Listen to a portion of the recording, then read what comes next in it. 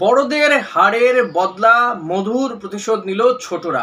কলকাতা লিগের ম্যাচে কলকাতা লিগে সুপার সিক্সের ম্যাচে ডায়মন্ড হারবারকে 3-1 গোলে হারালো ইস্ট বেঙ্গল। বিষ্ণু এবং ডেভিড থেকে শুরু করে জেসিন টিকে কি খেলাটাই না খেললেন। এডমুন্ড লালনিটিকা শেষে কয়েক মিনিট খেলেছেন, তবে যেটুকু খেলেছেন তিনি একটু ডিফেন্স করতেও তাকে দেখা গেল, কিন্তু বিষ্ণু, সায়ন থেকে শুরু করে বিক্রম, দেবজিৎরা অসম্ভব ভালো একটা ফুটবল উপহার দিলেন। আগাগোড়া ম্যাচে কিন্তু ইস্ট বেঙ্গলেরই আধিপত্য ছিল। একেবারে মুহুর্মুহু আক্রমণ, সংখ্যাটা আরও বেশি হতে পারতো, গোলের সংখ্যাটা আরও বেশি হতে পারতো। 3-1 কেন, ওটা 5-1 হলেও কোনো ভুল হতো না বোধহয়। দুটো একেবারে জেনুইন গোল মিস করা হয়েছে। যখন একটা গোল তো সেকেন্ড হাফে একটা গোল তো এমন হলো যে ভাল্লাল পেকা গুইতে এবং গোলকিপার 1:1 হয়ে গেছিলো, কিন্তু পারলো না গুইতে গোল করতে। বিষ্ণু বেশ কিছু সুযোগ তৈরি করেছে, যেমন বেশ কিছু সুযোগ অপচয় করেছে বা নষ্ট করেছে বলা যেতে পারে, নাহলে গোলের সংখ্যাটা আরও ভালো হতে পারত।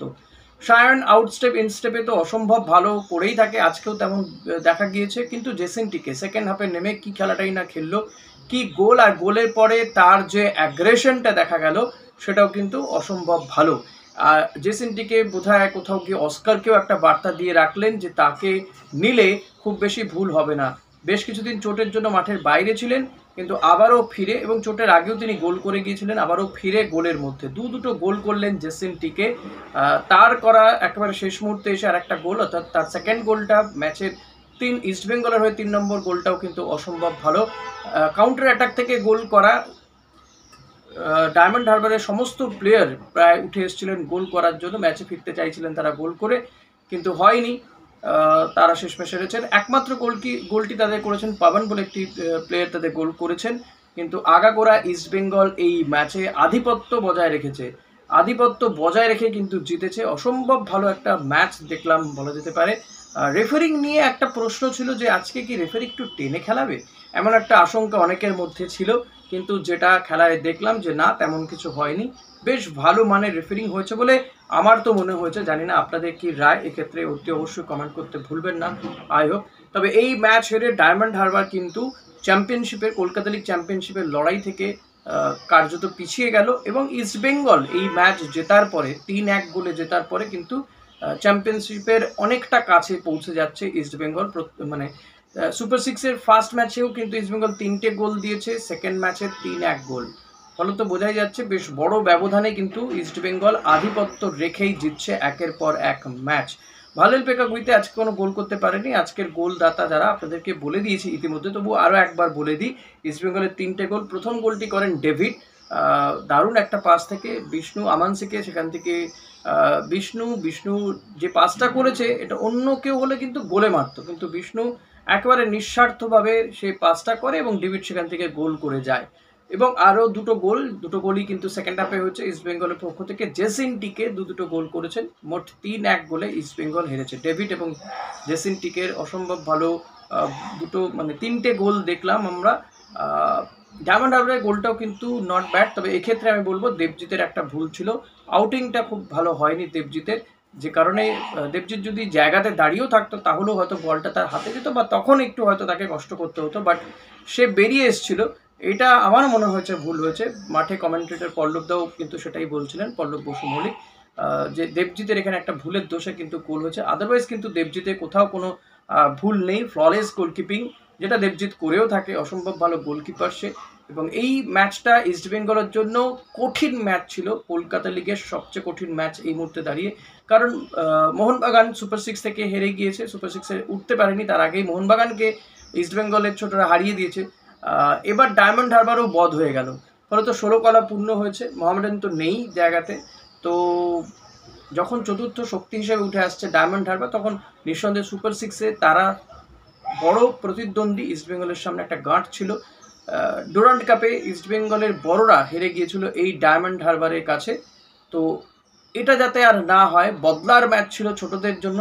বড়দের হারের বদলা কিন্তু ছোটরা একেবারে সুদে আসলে মানে পুষিয়ে দিয়েছে বলা যেতে পারে। 3-1 গোলে জয়, এই জয়টা দেখার জন্য আমিও কিন্তু মুখিয়েছিলাম আজকে, যে কি হয়, বদলা সত্যি কি নিতে পারে।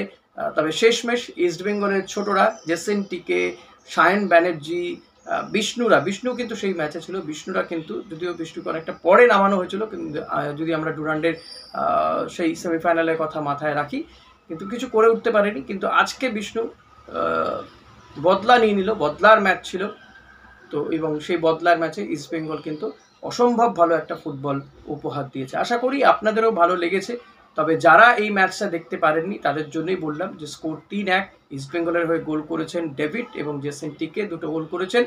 ডায়মন্ড হারবারের হয়ে একমাত্র গোলটি করেন পবন। আজকে কিন্তু এই কিশোর ভারতী স্টেডিয়ামে একেবারে দর্শকদের জন্য মুক্তাঞ্চল করে দেওয়া হয়েছিল, যে কোনো দর্শক গিয়ে খেলা দেখতে পারতেন। ফ্রি ছিল, বাট সে অনুযায়ী দেখলাম না মাঠ খুব বেশি ভরেছে বলে। ফাঁকাই ছিল গ্যালারি, কারণ বৃষ্টিও হচ্ছিল। বৃষ্টি মাথায় করে কিন্তু ইস্টবেঙ্গল সমর্থকদের এই ম্যাচ দেখাটা কিন্তু সার্থক হয়েছে।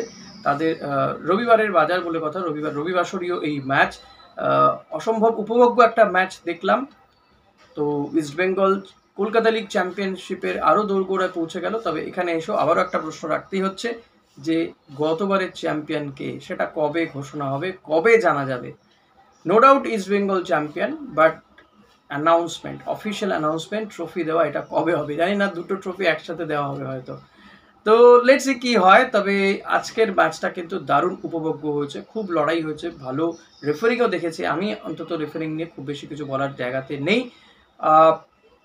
ওভারঅল গুড ম্যাচ, লড়াকু ম্যাচ হয়েছে। ডায়মন্ড হারবারও বেশ কিছু অ্যাটাক করেছিল, বাট তারা ফলপ্রসূ কিছু করে উঠতে পারেনি। তার কারণ হচ্ছে ইস্টবেঙ্গলের ডিফেন্স এবং গোলকিপার। মানে গোলকিপার তো ডিফেন্সের মানে আন্ডারই পড়ে। চাকু মান্ডি, প্রভাত লাকড়া, বিক্রমরা, এরা কিন্তু অসম্ভব ভালো ডিফেন্সও করেছে। মাঝমাঠের দখল কিন্তু ইস্টবেঙ্গলেরই ছিল। তো সব মিলিয়ে ওভারঅল বলতে হয় যে ইস্টবেঙ্গলের এই খেলা ছোটরা যদি ধরে রাখতে পারে, এই টিমটা থেকে অনেকগুলো প্লেয়ার কিন্তু আমি বলবো যে সিনিয়র টিমে খেলার মতন যোগ্যতা অর্জন করছে। সায়ন ব্যানার্জি, জেসিন টিকে, যদিও জেসিনকে আমরা দেখেছি ডুরান্ডের টিমেও তাকে রাখা হয়েছিল, কিন্তু তাকে নামানো হয়নি। ছোটও একটা ম্যাটার ছিল জেসিনের কাছে। ডেভিড বা এডমুন্ড রান্ডিন্ডিকা, প্রভাত লাকড়া, এরা তো রয়েইছে, কিন্তু এদের মধ্যে জেসিন বা সায়ন অতি অবশ্যই অস্কারের নজর কাড়বে। আমার তো মনে হচ্ছে ইস্টবেঙ্গলের যে রাইট উইংয়ের একটা সমস্যা রয়েছে, সেটা বোধহয় সায়নকে দিয়ে পূরণ করানো গেলেও যেতে পারে, এটা আমার মত। আই ডোন্ট নো সেটা হবে কিনা, বাট ইস্টবেঙ্গল এই জায়গাটায় কিন্তু দেখতে পারে যে রাইট উইংয়ের যে প্রবলেমটা রয়েছে সেটা সায়নকে দিয়ে যাতে পূরণ করানো যায়। এটা আমি বলবো যে বিনো জর্জ যেন সেই রেকমেন্ডটা করে জেসিন এবং সায়নের জন্য, যাতে তাদেরকে আইএসএল সুপার কাপ টিমেও কিন্তু আমরা দেখতে চাই এই প্লেয়ারদেরকে। এইটা আশা রেখে আমার আজকের এই ভিডিও শেষ করব। ম্যাচটা আপনাদের কেমন লাগলো, এই ভিডিওটা কেমন লাগলো, ইস্টবেঙ্গলের জয় কেমন লাগলো, আর বদলাটা কেমন লাগলো, সেটা জানাতে ভুলবেন না। Thank you.